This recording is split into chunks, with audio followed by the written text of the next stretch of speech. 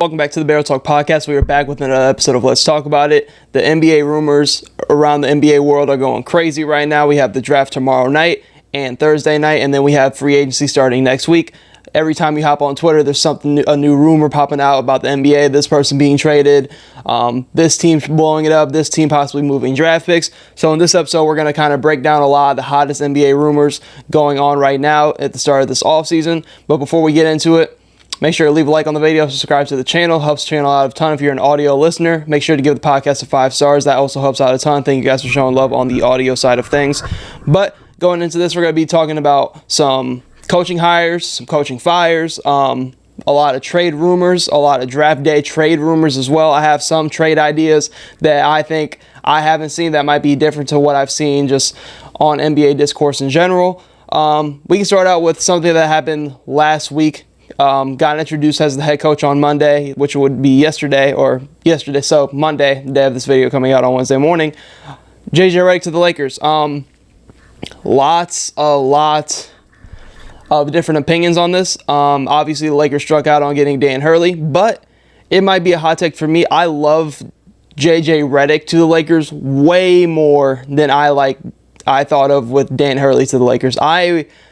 I was more worried about a Dan Hurley to the Lakers than a JJ Redick to the Lakers. The main thing you hear when it comes to coaching experience is with JJ Redick. They always question his coaching experience as somebody who played 15 years in the NBA, and he talked about on his interview his introduction to the Lakers being the head coach, about how he's been under a lot of good coaches. He talks about how he was at Duke for 4 years under Coach K.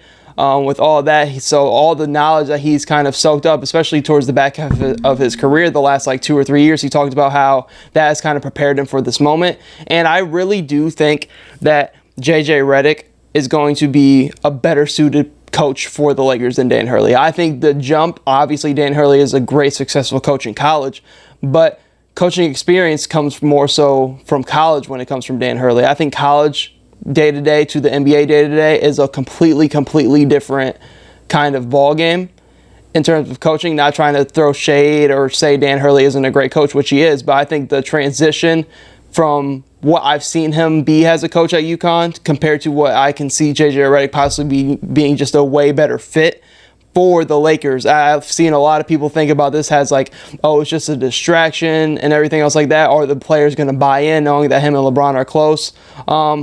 Absolutely, I think the players are going to buy in. This is JJ Redick, somebody who is well respected among players in the NBA, especially with what he's done outside of post JJ Redick's basketball career. This is somebody who not so long ago was in the NBA doing day-to-day process and knowing what it's like being a player in today's game during the day-to-day process. So I think he is somebody that is going to really be able to transform this Lakers team. And I think when it comes to what the Lakers struggled with last year in terms of X's and O's, I think this is a phenomenal move for the Lakers. This is somebody who, in terms of their past head coaching, this is probably the most basketball savvy coach that they have had. He is not going to be pushed around. He is made for the bright lights in LA. He even talked about he doesn't care about all the expectations.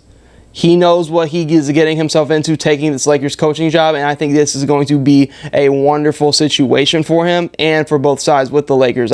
The main thing I've seen is a bunch of people talk about his coaching experience, but I think in today's game, his transition is going to be a lot more easier than some of the other coaches that have transitioned from players to coaches, just because of how I've seen him address certain situations throughout his podcast. There's a bunch of information you can go out and see about JJ Redick and his just playing experience and how he views the game and how he dissects the game. There's a lot of material out there that makes it okay for me to be he knows what he's talking about. And in terms of all the other coaches that the Lakers could have got on the market, I know Dan Hurley was the big one that came out that ended up not working out. But I'm taking JJ Redick over any of these coaches in the market. I think him as a coach, I'm just going to take him over a Monty Williams at this point. I just think he is a fresh face that can really give the Lakers a different identity, especially offensively. I think he is going to do a great job of being able to get Anthony Davis more involved offensively compared to a Darvin Ham. And I just think the X's and O's side of things, take the coaching experience out of it, the pure X's and O's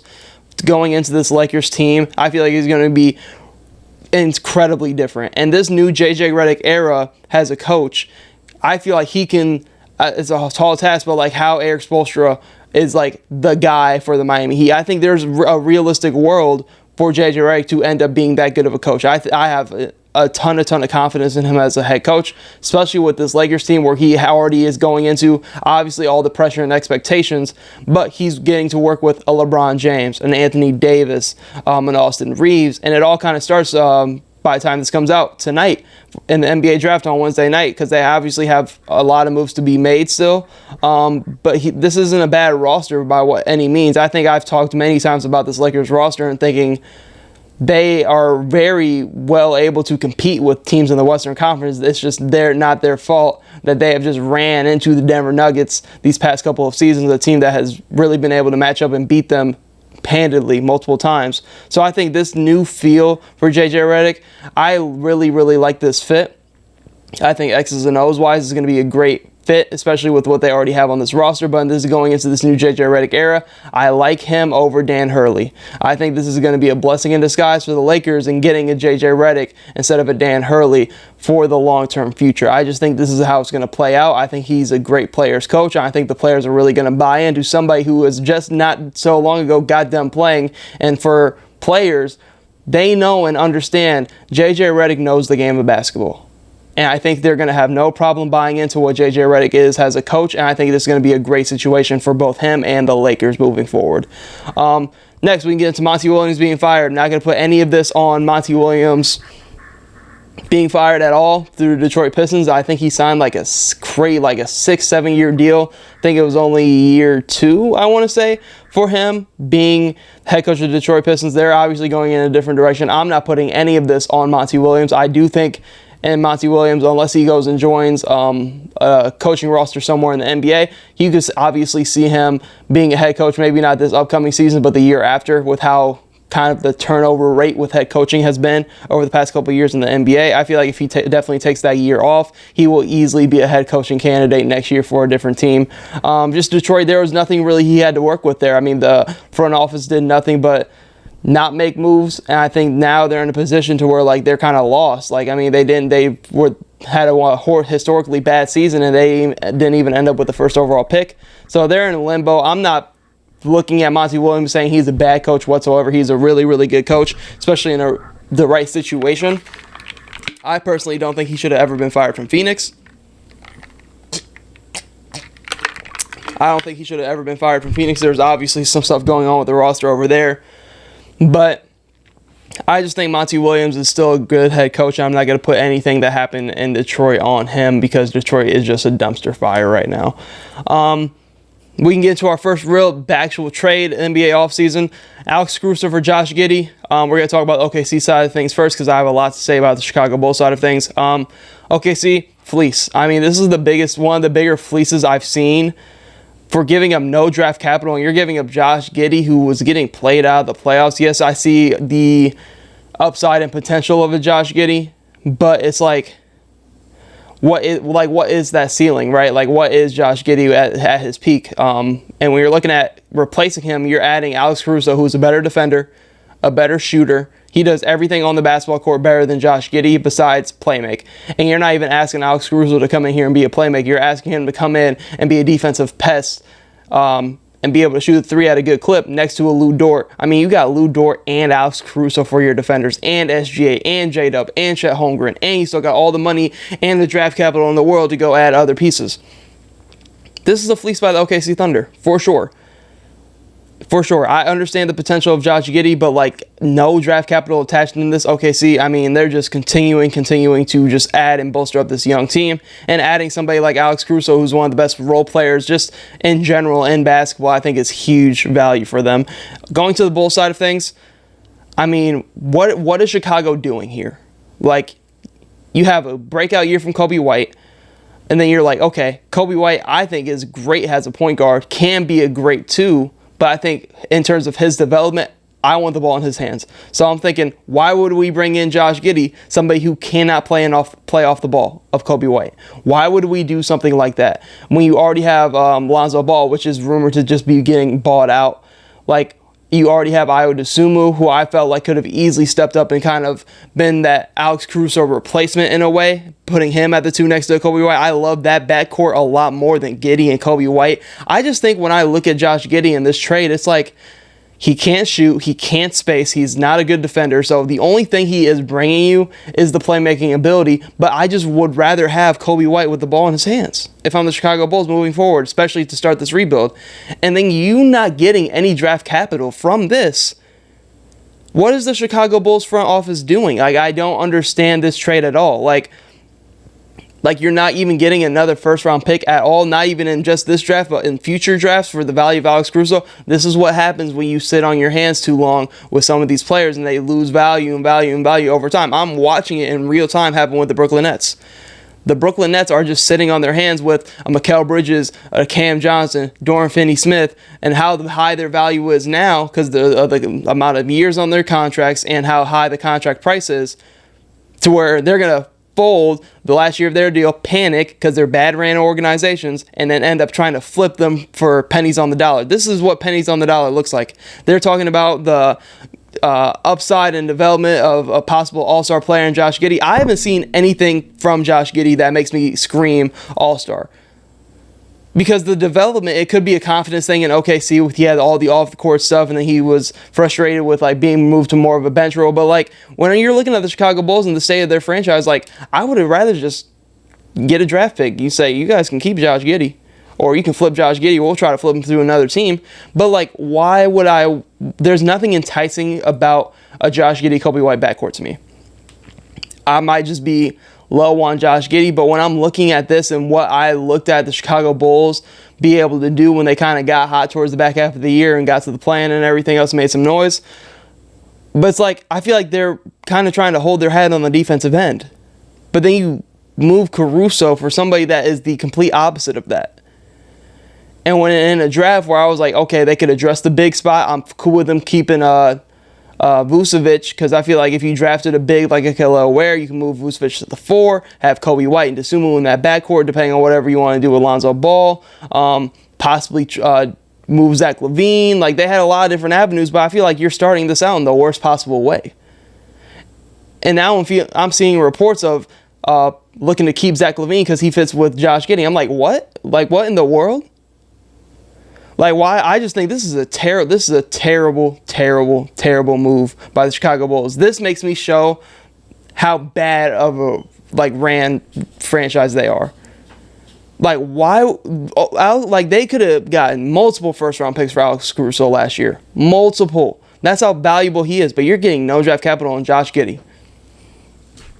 No draft capital on Josh Giddey. It doesn't make sense to me. It doesn't make sense. I think they immensely fumbled the bag on this one. But we're going to continue to talk about the Bulls and kind of turn the page, go to Zach LaVine. Listen, the main thing I've seen in questions about Zach LaVine, what's the market? How low is the market on Zach LaVine right now? He's somebody I feel like who could be really prime for a bounce back spot in his career, coming off of an injury, knowing how low the value is for him. It's mainly just the amount of money that's on his contract. I think Zach LaVine, people know and teams know, still a very, very skilled offensive player in the right situation. It's just that situation, what is it looking like? I've seen the Warriors a lot. I think him playing off of a Steph Curry could be able to help unlock more of Zach LaVine's offensive game. I've seen the Kings, but this is the fumbled bag because I heard the Kings were rumored to take on Zach LaVine if Alex Caruso was packaged in the deal. To Alex Caruso and Zach LaVine, that gives them both the offense and defensive side for a Sacramento team that could really use two guys like that.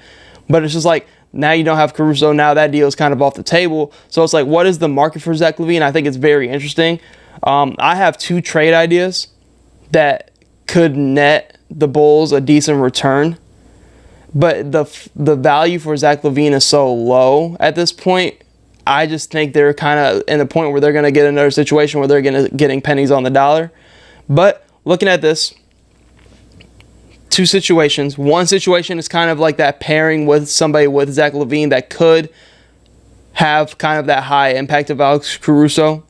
So in this first one, I have the Orlando Magic, a team that definitely could use a 3-level scorer like a Zach LaVine, because with all the defensive pieces they have around him, they need a shooter, scorer that can just create on his own, next to Apollo and Franz. So looking at this, I have a trade idea with the Orlando Magic. I have Zach LaVine and Lonzo Ball for Joe Ingles, the 18th overall pick in this year's draft, and Jet Howard.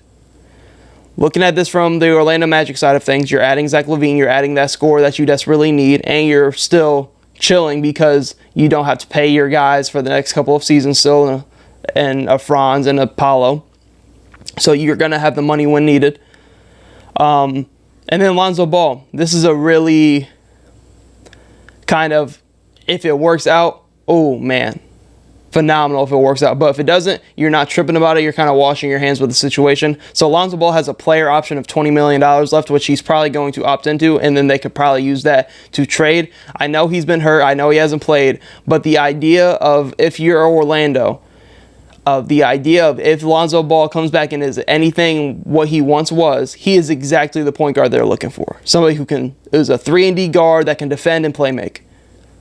That's exactly what the Orlando Magic are looking for. And this is a interesting situation because you can have Lonzo Ball ease back into this process because you already have a Jalen Suggs who can run that 1 and 2 perfectly fine and gives them already what they exactly want. So you're not doing this trade, and you also have a Cole Anthony as well. You're not doing this trade and thinking of Lonzo Ball has to play exactly right when he comes back to start next year. You can ease him into that process because he is somebody that fits the mold of what the Orlando Magic are trying to do in general. And you're also getting a Zach LaVine that could be that scorer. So if Lonzo Ball is anything like he was pre-injury, which I think there's a high chance that he possibly can do that, this is the steal long-term for Orlando, because he's somebody where you can work out a long-term extension with, because he is exactly the kind of point guard they are looking for. And then you still have a Jalen Suggs, you still have a Cole Anthony, you still have an Anthony Black to work with. You're adding, this is a low-risk trade for the Orlando Magic. You're getting Zach LaVine, who's somebody that can help you right away, who's somebody I feel like is going to come in the next season hungry, and you're getting Lonzo Ball, who, if it works, great. If it doesn't, you're fine. Wash your hands with it. Expiring deal, whatever. You're going to just be able to have more money next offseason, right? And then you're only giving up Joe Ingles because the value in this trade is so low because the Bulls waited so long. Joe Ingles, you're giving them the 18th overall pick because you have guys on the roster right now that you're not really playing. And I feel like you have a deep enough team already to where, like, when you mock some of those guys at the 18th overall pick, I feel like those guys kind of like fall into like the G League kind of two-way guys with the guys that they do draft there. And then you're giving up Jet Howard, who hasn't really played for you that much, but he's somebody who like, if I'm giving up the 18th pick, Jet Howard and Joe Ingles for Zach LaVine, I think that's fine. You're just adding on Lonzo Ball, who could be a high risk, high reward kind of thing for you. So looking at this, I would do this 100% if I'm the Orlando Magic. If you're the Bulls, you're getting you're getting lucky in a way and getting a first round pick for Zach LaVine and a young guy who you could possibly build around, put into the development process with a Kobe White, Dosunmu, and kind of gives you the flexibility to move off of a Patrick Williams in that way because Jet Howard is a power forward. So looking at this, I think it's a great trade for both sides. Gives the Magic a high risk, high reward guy in Lonzo Ball and giving him somebody that can help them immediately in Zach LaVine next year. Next one, Golden State Warriors, who has been linked to getting Zach LaVine a ton. I think they're a great position for Zach LaVine to kind of really unlock that offensive potential and giving them another shooting, real deal shot creator for them.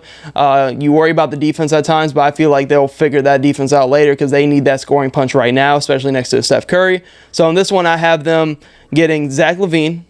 The Chicago Bulls are getting Chris Paul, who I would just immediately think is going to get bought out or flipped. I think both sides work there for the Chicago Bulls. If you keep him on the roster for half the season, you could easily try to move him or whatever at the trade deadline, depending on what's going on around the league. But I feel like he could easily get bought out.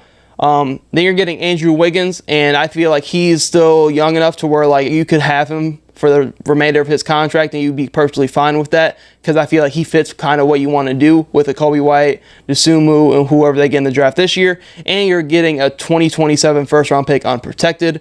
So when the Warriors, in this case, they're not trying to move any of their young talent that has been reported.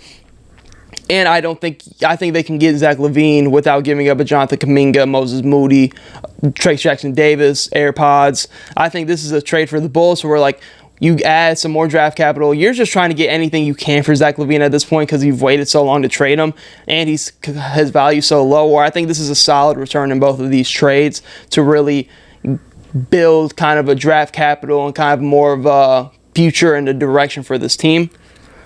Next rumor.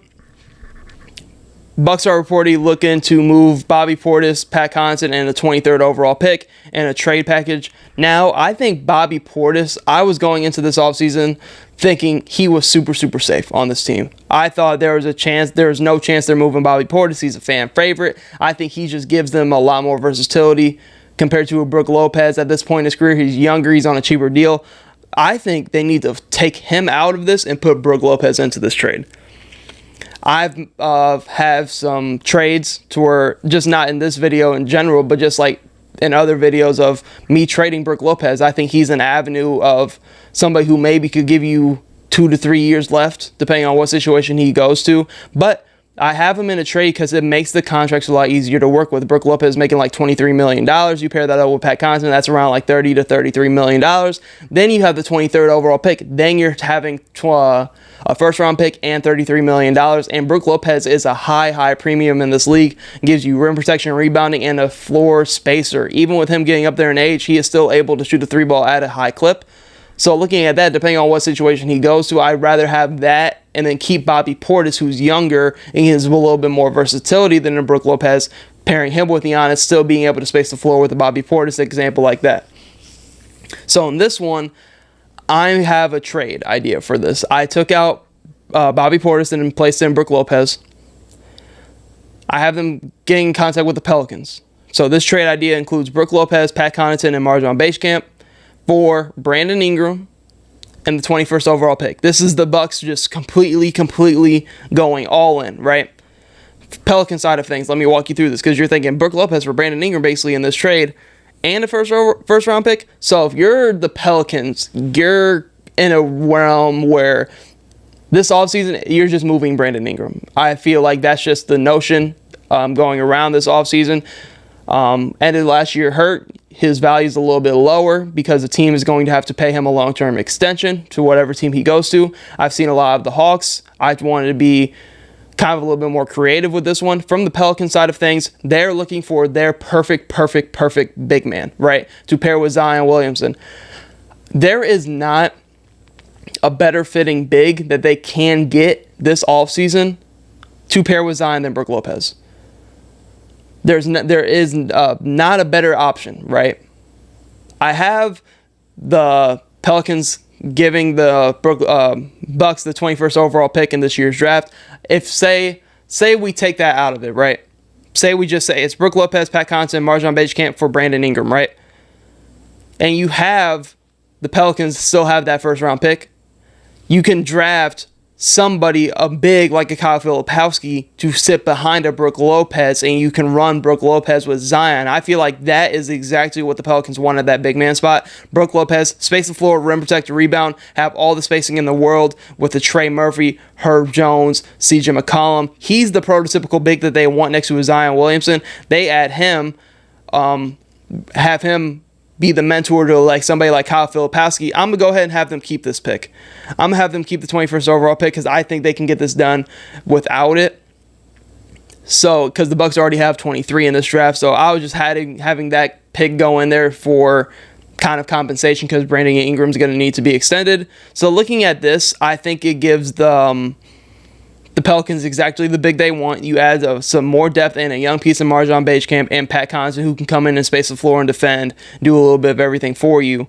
I just think this is the direction and a high upside pick to kind of get you an idea of what Zion potential look like when we have somebody that can really space the floor at that center position. This gives them a new kind of direction, looking into the future, because you could just draft a big still at 21, have him sit behind Brook Lopez, and it gives you a real idea of what it looks like to have spacing at that 5 spot next to a Zion Williamson.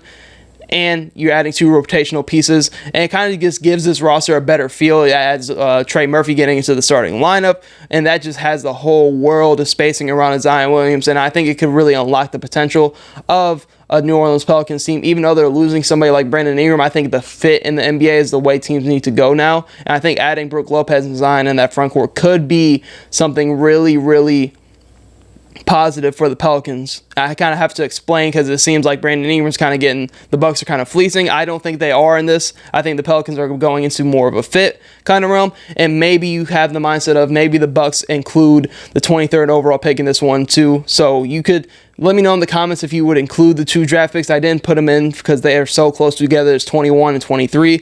So maybe Bucks have to send the 23rd overall pick to the Pelicans or vice versa. So looking at this from the Bucks perspective, this is an all-in move. This is an absolute all-in move. So now you're looking at a starting lineup where, say you have the 23rd overall pick still, you could kind of look to add some big man depth or add some like wing or guard depth.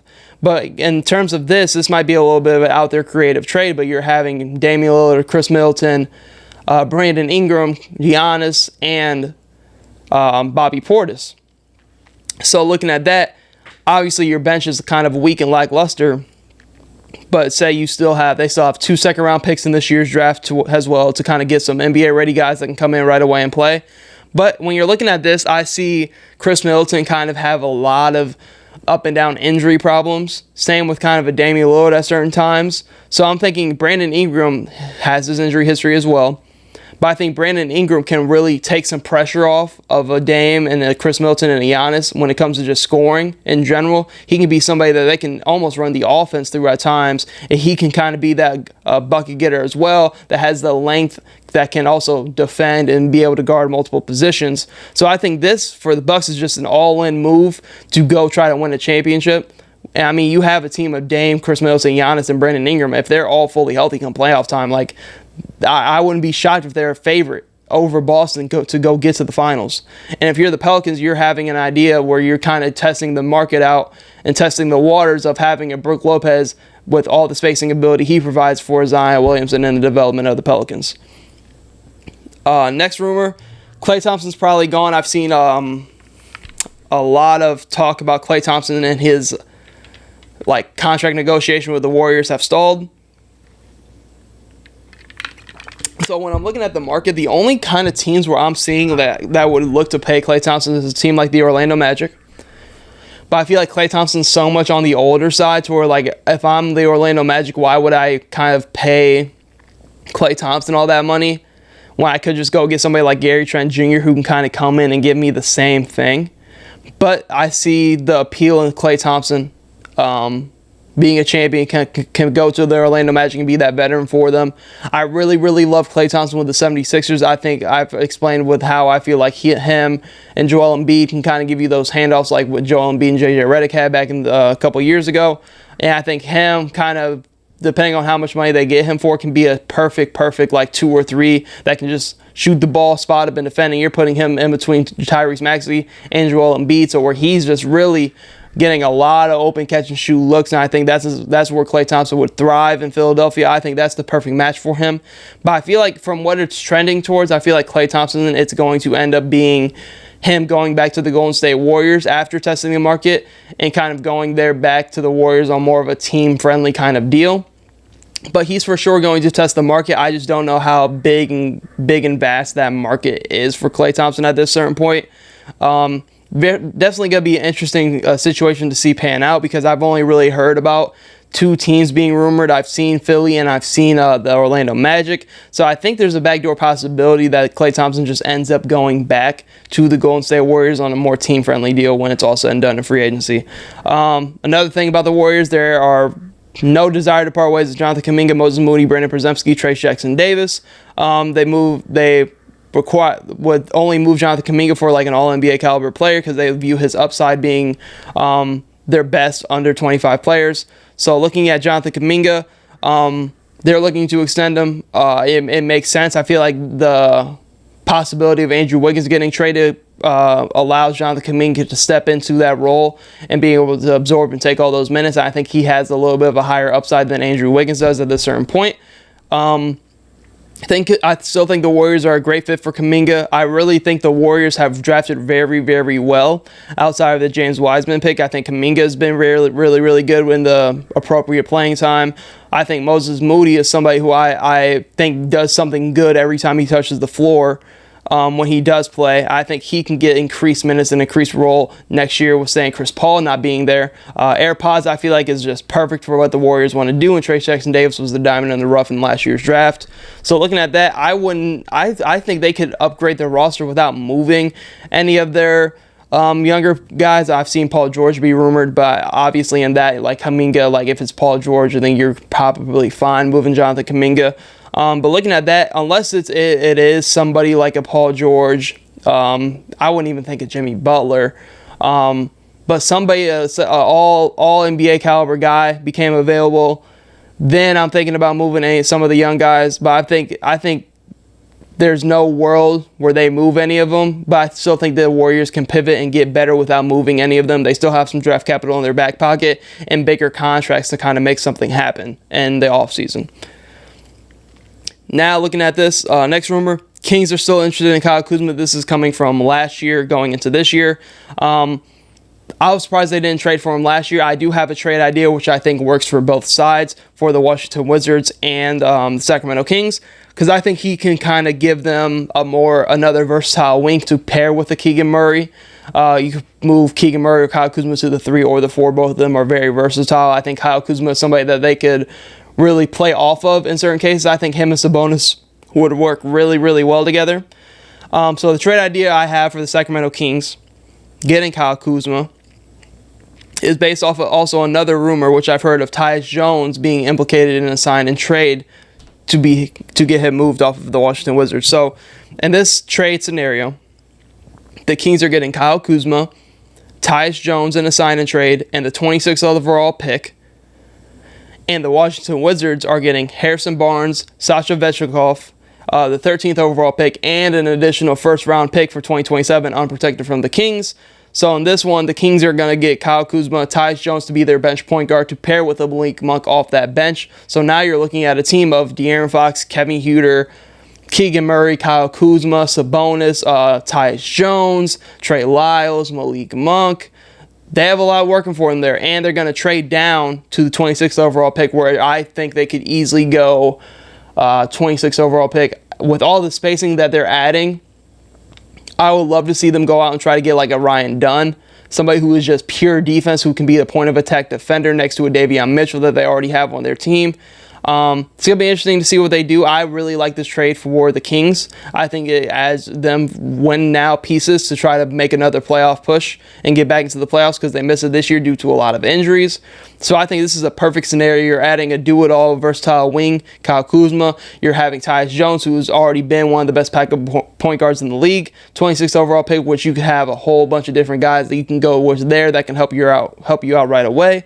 And then Washington, you're getting a flippable contract in Harrison Barnes, and you're getting the 13th overall pick. So now you have 2 and 13, and you have a second-round pick. So you could go, I've seen mocks of Alex Sarr, and then they could go like another guy like around 13. Like you could end up getting Alex Sarr and your point guard for the future, and like a Devin Carter, Isaiah Collier, somewhere in that realm. So I'd like this trade for Washington, and you're getting another first-round pick to add to your draft haul and stash as well for the future. Another rumor, this has kind of been known, Knicks are thinking about moving 24 and 25, shopping both these first-round picks to try to go start hunting. But I've already kind of done the Mikal Bridges stuff. I've seen the Paul George stuff, which Paul George, I think it's a great fit, but getting it to work out and being able to keep an OG Anunoby without trading a Julius Randle, that gets really interesting. I've seen the Jimmy Butler stuff, which I don't really like. So I got 2 trades right here that are in the realm of, if you're the Knicks and you kind of strike out on all of like the Jimmy Butlers, the Paul George, the Mikal Bridges. So I have 2 trades right here that I think still help you in terms of trying to get back to the same spot you were in last year. So, and this still has you bringing back like OG Anunoby. So you're just kind of trying to add some pieces to the puzzle.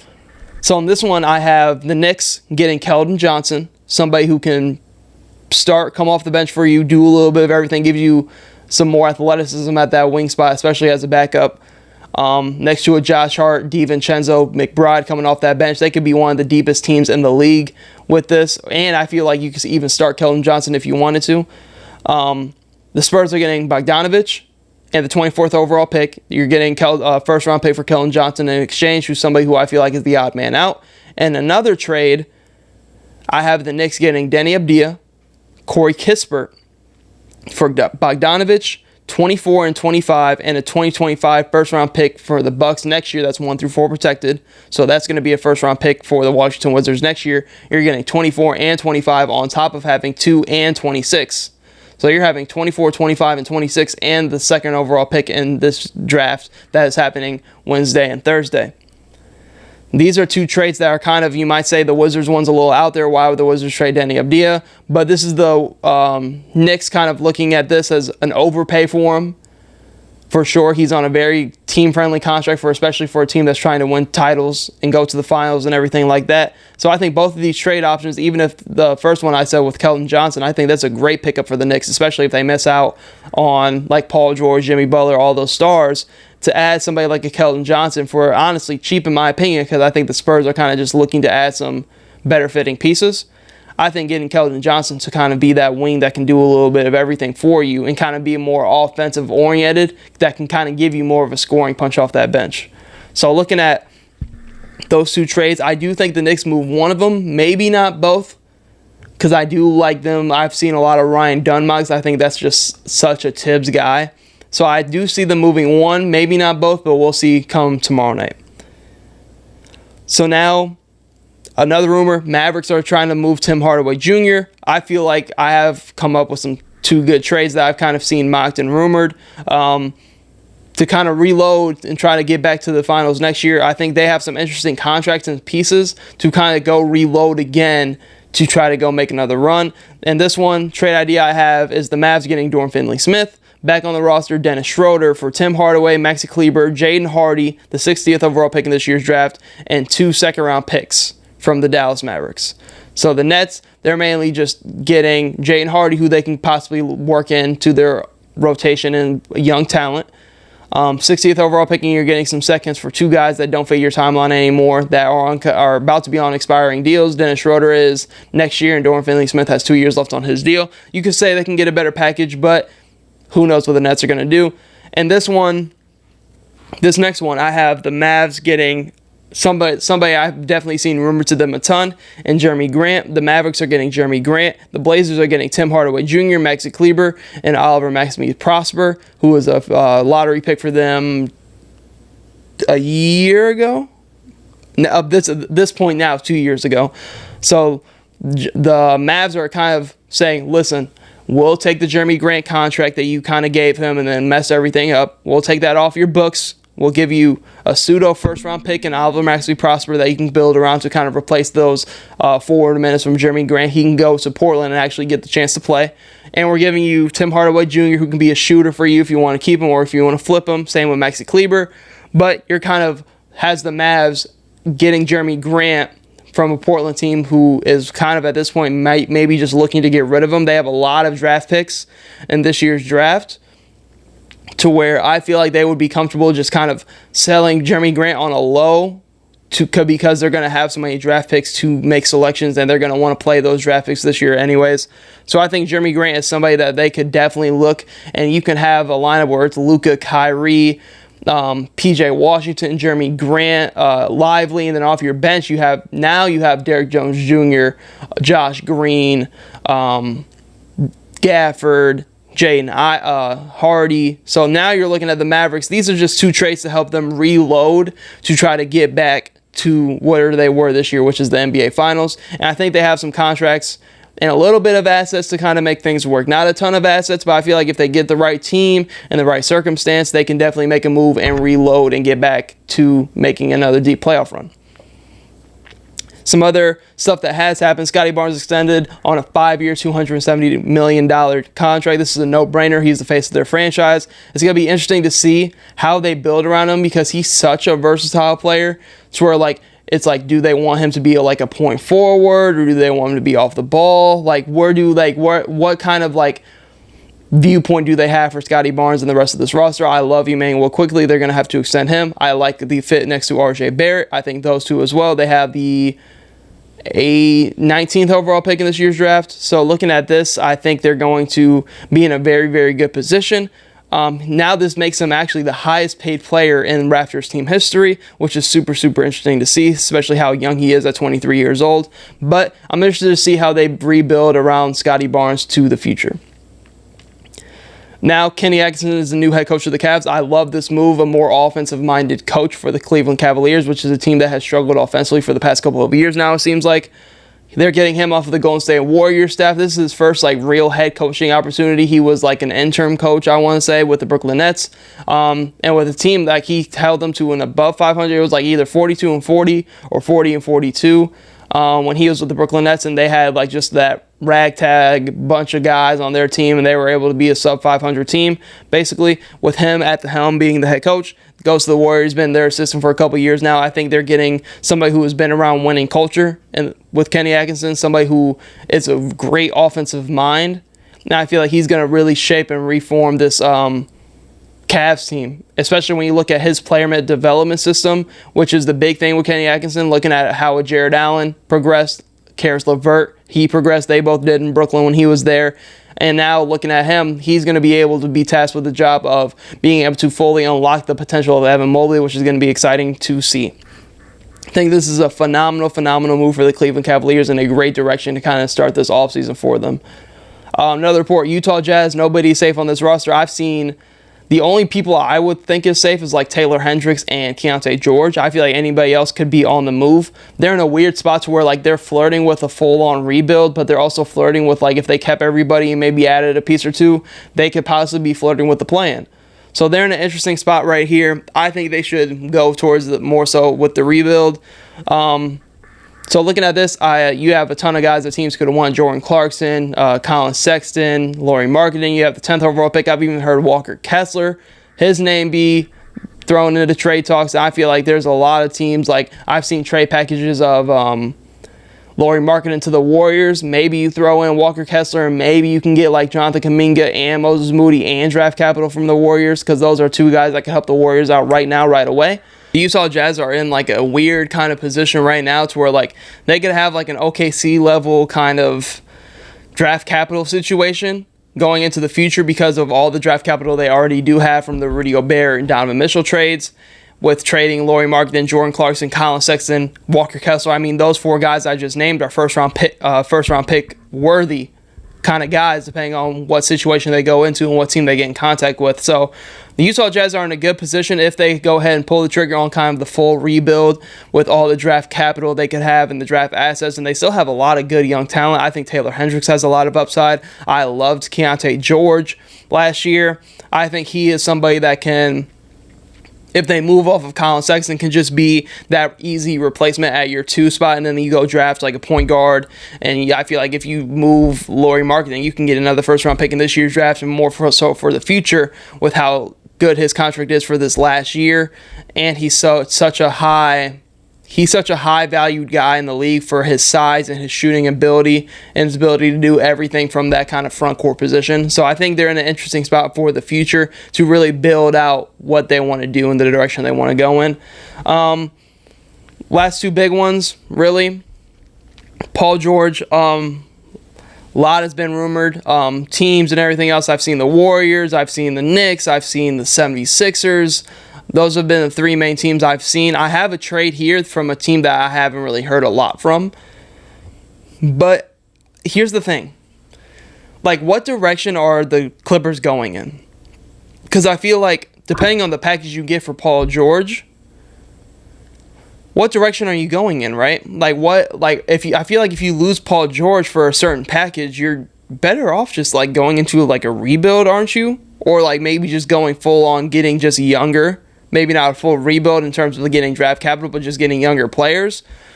I have a trade right here that kind of gives them the best of both worlds, of kind of giving them still the ability to compete now and kind of just shaking up the roster, and the ability to get younger. So looking at what I think of these two, like, and I have Jimmy Butler. We're going to talk about Jimmy Butler right after this. It's like, what are the Clippers and the Heat kind of going into? What direction are the Clippers and the Heat going into, depending on Paul George and Jimmy Butler? Because they're two guys that are similar in kind of like an age and point in their career with their contracts to where they want to be extended. But it's like, what direction do the Heat go in? Do the Heat kind of go into more of a rebuild mode? Same with the Clippers. Like, do the Heat and Clippers try to get younger talent to kind of bolster up their rosters to still kind of compete? So that's the comment, like, kind of like question I have to you guys in the comments is like, what's the direction for both these teams? Because we're going to talk about Jimmy Butler as well and the Clippers and the Heat when it comes to trading these two guys. Like, what's the direction going forward? And I feel like once we figure out that direction for both teams, it's going to be easier to think of trade targets for those two teams. Because right now, I'm having the mindset of, like, they're still trying to compete. So, like, I'm taking certain teams out of, like, the mix and the realm for the Clippers. Like, I understand the Knicks have draft capital, but, like, for both sides for the Knicks, like, the Knicks have draft capital, but what are you getting from the Knicks that's going to, like, make you better to still try to compete? But if you're going into a rebuild, then the Knicks are giving you 2 first-round picks in this year's draft and some draft capital down the line in the future. Like, so it's interesting to see, like, what direction those teams go into. But we can get into the Paul George kind of trade idea and trade package I have for him. Cleveland Cavaliers. They're in an interesting spot where obviously have a new coach in Kenny Atkinson, like I just talked about, but they're kind of going into a new direction and kind of a new identity as a team to where it took a third team to kind of make this work. So the Clippers are going to get Darius Garland, Karis LeVert, the 9th pick from Memphis, and the 20th pick from the Cavs. The Cavs are going to get Paul George, Marcus Smart, and PJ Tucker. And the Memphis Grizzlies are going to get Jared Allen. Let's start out by talking about the Memphis side of things. They have been linked to trade up and get Donovan Clingan. Big time world if that doesn't happen, because there's a lot of teams that could leapfrog them and try to trade up to get Donovan Clingan if that doesn't happen. And even I've heard mocks of the Hawks just taking Donovan Clingan at 1. So this is an opportunity to get a center that fits what they want to do perfectly. Him and Triple J in that front court with Jared Allen, who's on a very, very good contract for a team that's trying to contend with the Memphis Grizzlies and get back into a deep playoff push. They're running out a lineup now where you have John Morant, move Desmond Bane back to the 2, which I feel like he's way better suited for, because I don't really know if I like the Ja, Smart, Bane at your 1, 2, and 3. I think that's just very small. So looking at that, you're moving Desmond Bane back to your 2. You're giving your starting power small forward spots to somebody like a Vince Williams, who had promise last year. Then you're running Triple J. Then you're adding Jared Allen. You're giving up essentially your 9th pick for Jared Allen, who's more NBA ready probably than a Donovan Clingan coming in day 1, and he's just better at this point. So you're giving up your 9th pick to the Clippers in exchange for getting the center that is just fitting what you want to do anyways, without having to go pay a Nicholas Claxton or draft a young guy and hope he's ready day 1 like a Donovan Clingan. You're getting Jared Allen, who is giving you somebody who's on a really, really good contract and is ready now to go compete in the playoffs. So now if you're the Cavs, you're getting Paul George and Marcus Smart and PJ Tucker. Now you're putting Evan Mobley to the 5. You're allowing him to grow more so offensively. You're getting somebody like Paul George who can fit between Donovan Mitchell and an Evan Mobley perfectly. He adds that defense that they kind of need, and he's the small forward that they've been needing, somebody that can really fit into being like the 2 on this team behind a Donovan Mitchell. You're adding PJ Tucker, kind of give you more grit and versatility at that 4 spot with some spacing abilities. And then Marcus Smart, I feel like just plays a lot better next to Donovan Mitchell than Darius Garland. He gives the ability to defend and space the floor. So you're just adding more defensive versatility with these 3 guys to this Cavs team, allowing Evan Mobley to play the 5. You're giving up your 20th overall pick, but I feel like you're still perfectly fine with that. Like, if you're getting Paul George and Marcus Smart and PJ Tucker, you're fine with giving up the 20th overall pick. Darius Garland, he kind of seems like he's a little bit out the door. Same with Jared Allen, depending on what they do this offseason. So I think for the Cavs perspective, you're getting a whole team shakeup with a new coach. And I feel like this is a way better direction in terms of Evan Mobley's development and Paul George and Donovan Mitchell being that duo that can give you, Paul George just gives you everything that you want from Cleveland. And you're adding Marcus Smart, who plays way better, in my opinion, off of Donovan Mitchell than Darius Garland can. PJ Tucker, depth, really. Clippers, You're getting a franchise point guard to build around who is on a long-term deal, who is still super, super young in Darius Garland. Pairing him up with a Kawhi Leonard and what all they have over there in the Clippers can kind of give you something to kind of really build around in a post-Kawhi Leonard world for the Clippers. But he's still good enough now, obviously, to help you kind of still compete and be good enough to make the playoffs. Karis LeVert, somebody who can kind of replace some of that scoring punch that you're missing from Paul George. You're kind of still having Norman Powell and Karis LeVert, two guys that can really just go get buckets when needed. And you're getting the 9th overall pick and the 20th overall picks, a team that doesn't have a ton of draft capital really at all for the future. You're getting 9 and 20th. Like, when I'm thinking of this Clippers team, so now you're in the world where you have Darius Garland now, Norman Powell, Kawhi Leonard, Zubac, Terrence Mann, Amir Coffey. So you're adding Karis LeVert as well. So now you have the 9th pick and the 20th pick. Like, there's a whole different realm you can go with these two draft picks. So, like, you could go maybe an NBA ready guy, maybe Tristan da Silva at 20, somebody who can kind of fit in at that 4 spot next to a Kawhi Leonard that can do a little bit of everything. And at 9, you can go maybe a more upside pick and maybe a Cody Williams, maybe a Ron Holland, who can do a little bit of everything as well. So this trade gives the Clippers more avenues to work with and be a little bit more flexible with their cap in the next coming years. But in this trade, you're trading Paul George and kind of going on the younger side, but still being able to compete with a Darius Garland. You're adding some draft capital and Karis LeVert. You're kind of getting a little bit of everything like I talked about going into this, because I don't really know the direction of the Clippers going forward if you were to trade a Paul George, because I feel like once you trade Paul George, it's kind of going towards the flirting with a rebuild spot.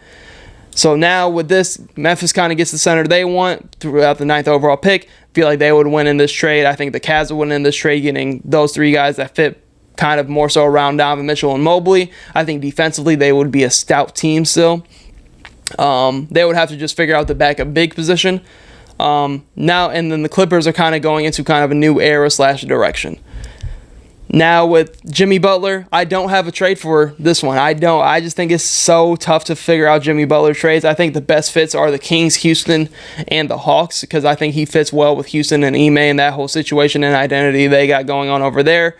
The Hawks are interesting maybe because kind of like what I did with Clippers getting Darius Garland, maybe the Heat go and get like a DeJounte Murray, kind of get younger, kind of fit more of the Bam Adebayo timeline and the Tyler Hero timeline. Something in that. I was thinking about that. And you're not even asking for the Hawks giving up the number 1 overall pick. You want like DeJounte Murray, maybe Clint Capella. Maybe that gives you the ability to put Bam at the 4, see what he can give you offensively, more so with an expanded role like that.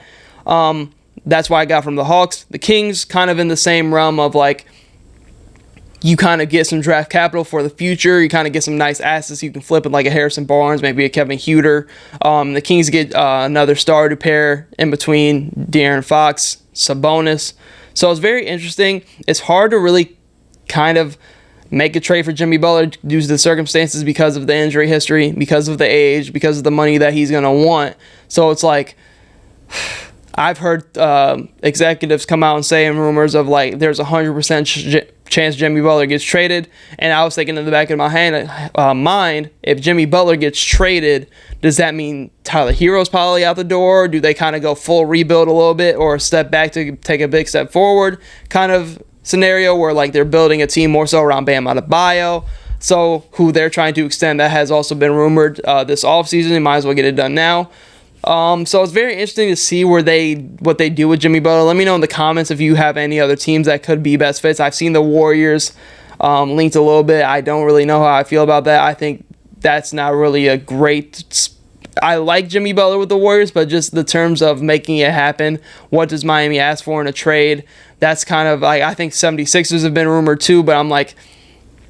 Does he really go back to Philly? Like, I don't know. I've seen the Knicks a couple times, but it's like, what direction is Miami going in?